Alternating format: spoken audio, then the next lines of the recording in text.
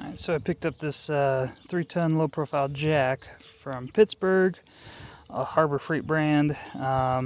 It's under 20 bucks. I bought this like a month ago, but because it was on sale, and I needed to get around to lifting up my bus here. But I think this will be a decent one. I watched some reviews on Project Farm, and this one is heavier. There are aluminum ones that cost about twice as much. I didn't want to spend the money on it, but if you wanted a good heavy-duty jack, I figure this one should do all right. Because I mean, I'm not going to use my 2.25 ton jack, 2.5 ton jack on this thing, just in case, because it's a lot lighter than that. This is also going to make work a lot quicker. So I got all the other things done, working down to number 3. So I didn't grab any hydraulic oil. I can get some probably at O'Reilly's, I'm sure, unless they want to sell me like a huge jug. But screws right down there on the hydraulic pump. Make sure that that's at least level. I may fill it up if it looks too low. If not, then I could be okay. This was sitting upright for a while because it was sitting in the front of my bus, didn't have a lot of room. So we're gonna check her out and make sure that's a good level. That's a screw right there. Need a flat head to loosen this up. I think the oil looks pretty good. I mean, that's like a 1/4 inch from the top. Not a whole lot of room to fill. So I'll go through the rest of the steps and just gotta check it out. But oil level looks decent for now, I think. Good enough to at least use it on a couple times and make sure that we're good. This will be what you're looking at here. You can kind of see the fluid squirting out there. Would be building pressure without the cap on it.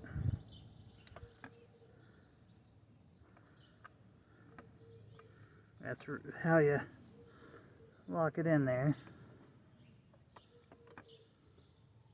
So when it's down, it was twisted, so you had to untwist it. So we'll replace that. Like I said, that's mostly full. I think we'll be pretty good for now, at least. I'm going to be using these in combination with the jack. So the 3-ton Daytona jack stands from Harbor Freight as well. I think they were like 30 bucks. And if you want to be super safe, use the jacks in combination with the jack in combination with the jack stands. And then if if one of them were to fail, at least you have backup. I probably wouldn't have a whole lot of pressure on that jack because these are what should be taking that weight, not worry about the jack giving out. So I'd lift it up, put the jack under there, make sure the jack stands will hold, that they're installed properly, and then lighten it up. And as long as it's holding up with the jack stands, and you've got the jack under there as a safeguard, I think that's the best way to do it for me. Because then, if nothing else, if one of the jack stands gives out, then you've got the jack under there as something else just to keep it from this huge bus crushing me.